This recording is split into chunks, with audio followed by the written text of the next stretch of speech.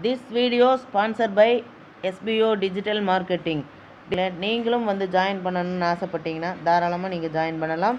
அதுக்கு உங்களுக்கு வேண்டிய குவாலிஃபிகேஷனை நீங்கள் எனக்கு வந்து வாட்ஸ்அப் மூலமாக தெரிவிக்கலாம்.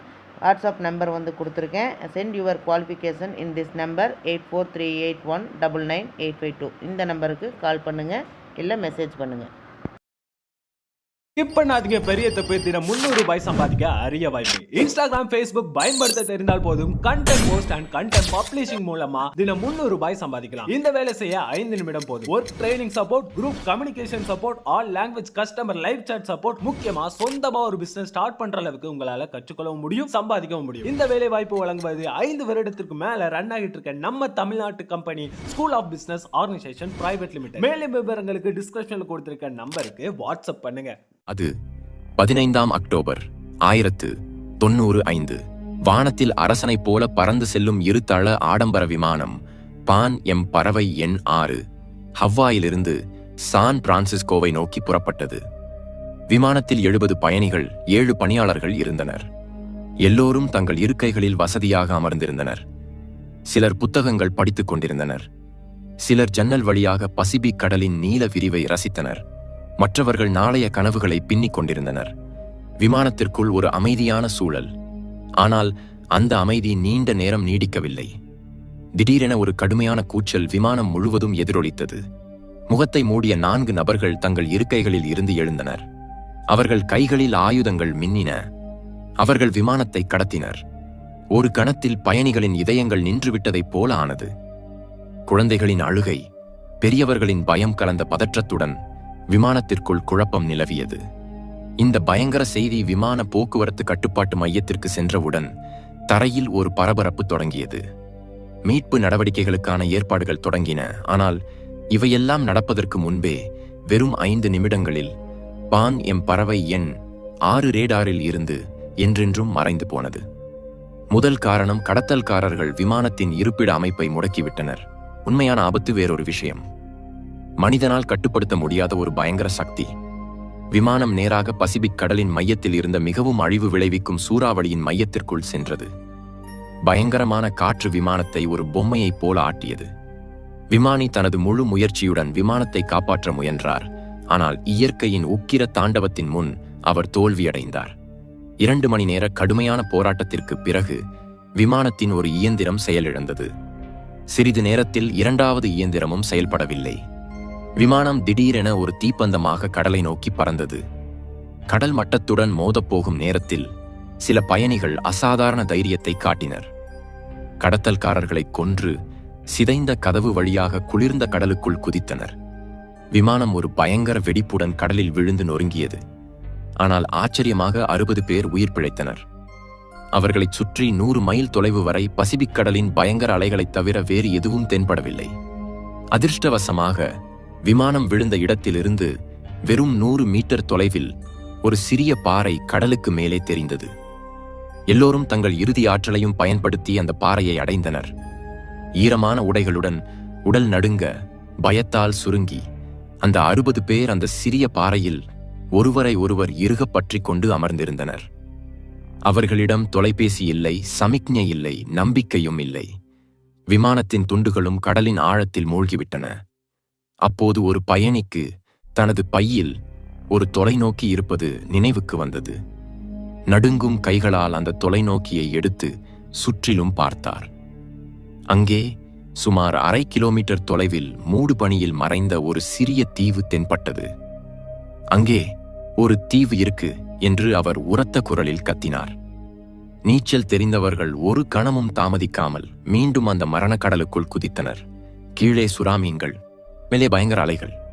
ஆனால் உயிர் வாழ வேண்டும் என்ற தவிப்பு எல்லாவற்றையும் விட வலிமையாக இருந்தது. மணிக்கணக்கில் கடினமாக முயன்று வெறும் 15 அல்லது 20 பேர் மட்டுமே அந்த தீவின் மணல் கரையை அடைந்தனர். உடல் களைத்து போனாலும் அவர்கள் உயிரோடு இருந்தனர். தீவை அடைந்தவர்கள் ஒரு கணமும் ஓய்வு எடுக்கவில்லை. பாறையில் சிக்கிக்கொண்ட மற்றவர்களை இங்கு கொண்டு வர வேண்டிய பொறுப்பு தங்களுடையது என்று அவர்களுக்கு தெரியும். இல்லையெனில் அந்த அலைகளில், பசியில், தாகத்தில் அவர்கள் இறந்து விடுவார்கள். தீவில் சிதறிக் கிடந்த உலர்ந்த கிளைகள், கொடிகளை சேகரித்து ஒரு சிறிய தடுமாறும் தெப்பத்தை உருவாக்கினர். அந்த தெப்பத்துடன் மீண்டும் அந்த மரண கடலுக்குள் இறங்கினர். ஒவ்வொருவரையும் பல சுற்றுகள் சென்று பாறையில் இருந்த ஒவ்வொருவரையும் தீவுக்கு கொண்டு வந்தனர். இறுதியாக அந்த 60 பேர் அந்த அந்நிய பூமியில் ஒரே இடத்தில் ஒன்று கூடினர். அப்போதுதான் அவர்களுக்கு தங்கள் உண்மையான நிலை புரிந்தது. இது எந்த சொர்க்கமும் இல்லை. இது ஒரு தனிமையான வறண்ட தீவு. சில தென்னை மரங்கள், சிறிது காட்டுச் செடிகள், சுற்றிலும் மணல் மட்டுமே. உணவு இல்லை, குடிக்க சுத்தமான தண்ணீர் இல்லை. நிராசை மேகங்கள் அவர்களை சூழ்ந்தன. சிலர் முழங்காலில் விழுந்து அழுதனர். சிலர் தங்கள் குடும்பங்களை நினைத்து உரத்த குரலில் கத்தினர். மற்றவர்கள் தலையை பிடித்துக்கொண்டு மௌனமாக உட்கார்ந்தனர். தாங்கள் உண்மையில் உயிரோடு இருக்கிறோமா, இல்லை இது ஏதோ பயங்கர கனவா என்று நம்ப முடியவில்லை. அந்த நிராசையின் நடுவே ஒரு பள்ளி ஆசிரியர் டேவிட் முன்னே வந்தார். உறுதியாக, நம்பிக்கையுடன் சொன்னார், நண்பர்களே, பயந்தால் நாம் எல்லோரும் இறந்து விடுவோம். நாம் உயிர் வாழ வேண்டும். ஒருவருக்காக ஒருவர் உயிர் வாழ வேண்டும். அவரது நம்பிக்கை நிராசையில் மூழ்கியிருந்த அந்த 60 பேரிடையே புதிய நம்பிக்கையை தூண்டியது. எல்லோரும் ஒன்று கூடி காயமடைந்தவர்களை பாதுகாக்கவும் ஒருவருக்கு ஒருவர் தைரியம் ஊட்டவும் தொடங்கினர். இப்போது மிகப்பெரிய சவால் பசி, தாகம். ஒரு இளைஞர் மைக்கேல் அசாதாரண தைரியத்தை காட்டினார். ஒரு உயரமான தென்னை மரத்தில் ஏறி சில தேங்காய்களை பறித்து வந்தார். அவை வெறும் தேங்காய்கள் மட்டுமல்ல, அவை நம்பிக்கையின் முதல் அளவு. மழை நீரை பாறைகளின் பள்ளங்களில் சேகரித்து குடிக்கத் தொடங்கினர். திருவர்மன் டேவிட் எல்லோரையும் சிறு சிறு குழுக்களாக பிரித்தார். ஒரு குழு தீவில் உண்ணக்கூடிய பழங்கள், காய்கள் அல்லது வேர்களை தேடுவதற்கு, மற்றொரு குழு தங்குமிடம் கட்டுவதற்கு, இன்னொரு குழு மீன்கள் பிடிப்பதற்கு பொறுப்பேற்றது. மீன்கள் பிடிப்பது மிகவும் கடினமான பணி. சில இளைஞர்கள் மரக்கிளைகளால் ஈட்டிகள் செய்து மணிக்கணக்கில் கடற்கரையில் நின்று மீன்கள் பிடிக்க முயன்றனர். பல தோல்வி முயற்சிகளுக்கு பிறகு இறுதியாக ஒரு சிறிய மீனை பிடித்தனர். அந்த நாளில் அந்த மீனை தீயில் வாட்டிய போது அதன் மனம் எந்த விருந்தின் மனத்திற்கும் குறைந்து விடவில்லை. எல்லோரும் அந்த மீனின் சிறு சிறு துண்டுகளை உண்டனர். அது வெறும் ஒரு மீனின் துண்டு மட்டுமல்ல, அது அவர்களின் முதல் வெற்றி. அந்த கணம் அவர்களுக்கு ஒரு பெரிய பாடத்தை கற்பித்தது. இனி இதுதான் அவர்களின் வாழ்க்கை. எல்லாவற்றையும் பகிர்ந்து ஒன்றாக வாழ வேண்டும். நாட்கள் வாரங்களாக, வாரங்கள் மாதங்களாக, மாதங்கள் ஆண்டுகளாக மாறின. இப்போது அவர்களுக்கு புரிந்தது, ஒருவேளை யாரும் தங்களை மீட்க வரமாட்டார்கள். இந்த தீவிலேயே வாழ வேண்டும். அவர்கள் மர இலைகள், கிளைகள், தேங்காய் ஓடுகளால் சிறு சிறு குடிசைகளை கட்டத் தொடங்கினர். முதல் மழையில் அந்த குடிசைகள் இடிந்து தண்ணீர் கசிந்தது. ஆனால் அவர்கள் பின்வாங்கவில்லை. மேலும் உறுதியாக, மேலும் கவனமாக தங்குமிடங்களை கட்டினர். தேவை அவர்களுக்கு எல்லாவற்றையும் கற்பித்தது. குடிசைகள் கட்டுவது முதல் கடலில் உயிர் வாழ்வது வரை. சிலர் மீன்களை புகை போட்டு உலர்த்துவதை கற்றுக்கொண்டனர். இதனால் மீன்களை நீண்ட நாட்கள் சேமிக்க முடிந்தது. ஒரு பெண் செவிலியாக பணியாற்றிய அனுபவத்துடன் காட்டு இலைகளால் சிறு சிறு காயங்களுக்கு, நோய்களுக்கு சிகிச்சை செய்ய கற்றுக்கொண்டார். எதிர்காலத்தை கவனத்தில் கொண்டு அவர்கள் தேங்காய் விதைகளை தீவு முழுவதும் நடத் தொடங்கினர். காட்டுச் செடிகளின் கிளைகளை நட்டனர். கடற்கரையில் மணலில் தேங்காய் மரங்களை வெட்டி உதவி என்று பெரிய எழுத்துக்களில் எழுதினர்.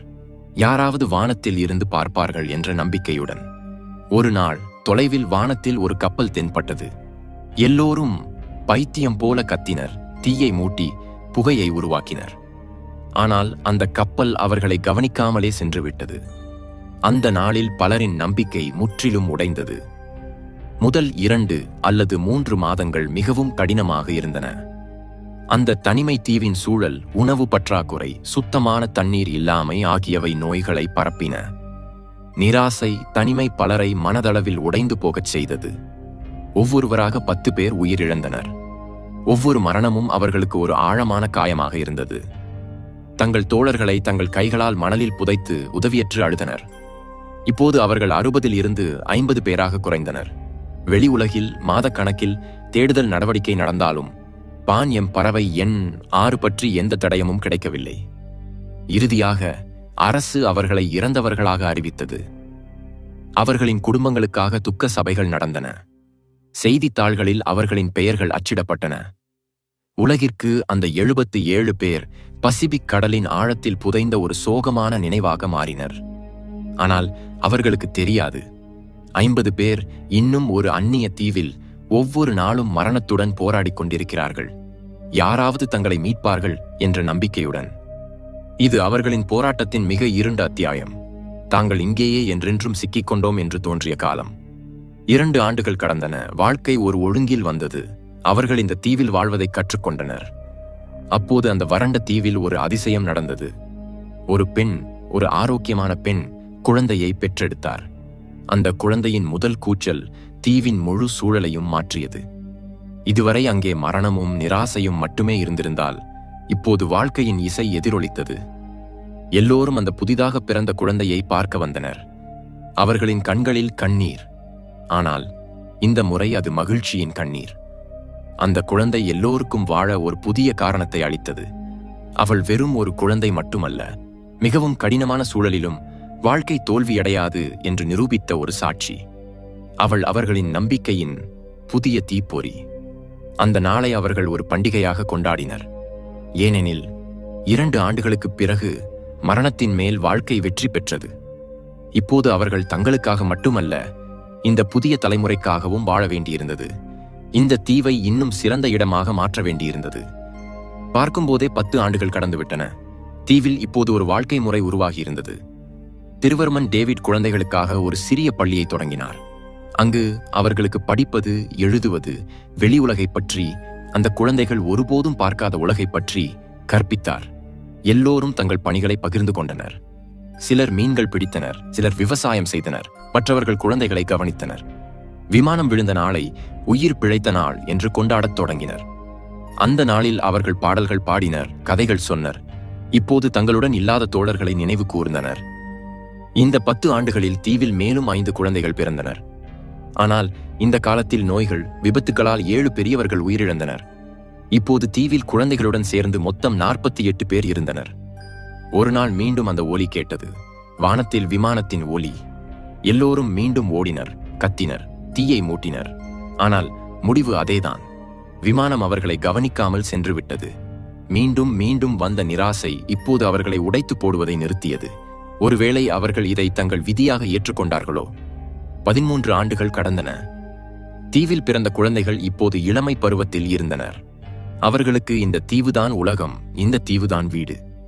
பெரியவர்கள் இப்போது முதியவர்களாக மாறியிருந்தனர். அவர்களின் முகத்தில் போராட்டத்தின் கோடுகள் தெளிவாக தெரிந்தன. ஒரு காலை 13 ஆண்டுகளில் ஒருபோதும் கேட்காத ஒரு ஒலி கேட்டது. ஒரு பெரிய கப்பலின் கொம்பு ஒலி. முதலில் அவர்களுக்கு நம்பிக்கை வரவில்லை. இதுவும் ஒரு மாயையாக இருக்கலாம் என்று நினைத்தனர். ஆனால் அந்த ஒலி மீண்டும் கேட்டவுடன் எல்லோரும் பைத்தியம் போல கடற்கரைக்கு ஓடினர். தங்கள் முழு ஆற்றலுடன் தீயை மூட்டி, கத்தி, கைகளை ஆட்டினர். அவர்களின் கண்களில் ஒரு இறுதி நம்பிக்கையின் பிரகாசம். இந்த முறை இறுதியாக ஒரு அதிசயம் நடந்தது. கப்பல் அவர்களை பார்த்தது. கப்பல் நின்று அவர்களுக்கு சற்று தொலைவில் நங்கூரமிட்டது. அந்த கணத்தை வார்த்தைகளால் விவரிக்க முடியாது. 48 பேர் ஒருவரை ஒருவர் இறுக தழுவி அழுதனர், சிரித்தனர், கத்தினர். 13 ஆண்டுகளின் பயங்கர காத்திருப்பு இறுதியாக முடிந்தது. மீட்பு குழு படகில் தீவை அடைந்த போது அவர்களின் கண்களிலும் கண்ணீர். அவர்கள் பார்த்தது உலகம் இறந்துவிட்டதாக நினைத்தவர்களை. 48 பேர் நகரத்திற்கு திரும்பிய போது உலகமே ஆச்சரியப்பட்டது. அவர்கள் இப்போது முன்பு இருந்தவர்களைப் போல இல்லை. நகரத்தின் மின்னும் விளக்குகள், வாகனங்கள், கட்டிடங்கள் எல்லாமே அவர்களுக்கு அந்நியமாக தோன்றியது. அவர்களின் கதையை யாரும் நம்பவில்லை. ஒரு உயிர் பிழைத்தவர் எழுதிய நாட்குறிப்பு வெளியே வந்தவரை. அந்த நாட்குறிப்பில் 13 ஆண்டுகளின் ஒவ்வொரு நாள், ஒவ்வொரு போராட்டம், ஒவ்வொரு மரணம், ஒவ்வொரு பிறப்பு பதிவு செய்யப்பட்டிருந்தது. ஊடகங்கள் அந்த நாட்குறிப்பின் பக்கங்களை உலகின் முன் வைத்த போது எல்லோரின் கண்களிலும் கண்ணீர் திரண்டது. இது மனித தைரியம், உறுதி, உயிர் வாழ வேண்டும் என்ற விடாப்பிடியின் ஒரு நம்ப முடியாத கதை. இந்த உண்மை சம்பவத்தின் அடிப்படையில் பறவை எண் 6 கடைசி உயிர் பிழைத்தவர்கள் தீவில் 13 ஆண்டுகள் என்ற புத்தகம் எழுதப்பட்டது. இந்த கதை இன்றும் நமக்கு கற்பிக்கிறது. நம்பிக்கையின் ஒரு சிறிய ஒளிக்கீற்று மிக இருண்ட இருளையும் கிழிக்க முடியும். மனித உறுதி எந்த கஷ்டத்தையும் விட உயர்ந்தது என்று. நண்பர்களே, இந்த 48 உயிர் பிழைத்தவர்களின் இதயத்தை உழுக்கும் கதை உங்களுக்கு எப்படி இருந்தது? 13 ஆண்டுகள் ஒரு தனிமை தீவில் கழிப்பது எப்படி இருக்கும் என்று கற்பனை செய்ய முடியுமா? உங்கள் கருத்துக்களை கருத்து பகுதியில் பகிர்ந்து